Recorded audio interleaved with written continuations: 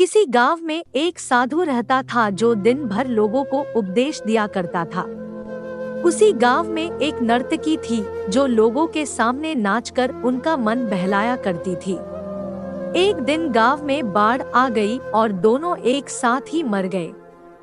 मरने के बाद जब ये दोनों यमलोक पहुँचे तो इनके कर्मों और उनके पीछे छिपी भावनाओं के आधार पर इन्हें स्वर्ग या नरक दिए जाने की बात कही गई।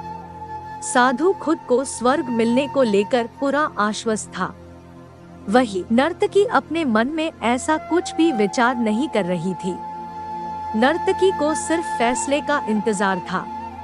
तभी घोषणा हुई कि साधु को नरक और नर्तकी को स्वर्ग दिया जाता है।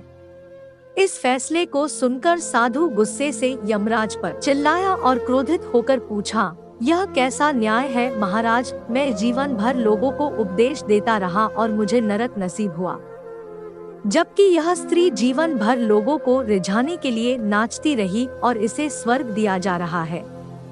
ऐसा क्यों? यमराज ने शांत भाव से उत्तर दिया, यह नर्तकी अपना पेट भरने के लिए नाचती थी, लेकिन इसके मन में यही भावना थी कि मैं अपनी कला को ईश्वर के चरणों में समर्पित कर रही हूँ। जबकि तुम उपदेश देते हुए भी यह सोचते थे कि काश तुम्हें भी नर्तकी का नाच देखने को मिल जाता। हे साधु, लगता है तुम इस ईश्वर के इस महत्वपूर्ण संदेश को भूल गए कि इंसान के कर्म से अधिक कर्म करने के पीछे की भावनाएं मायने रखती है।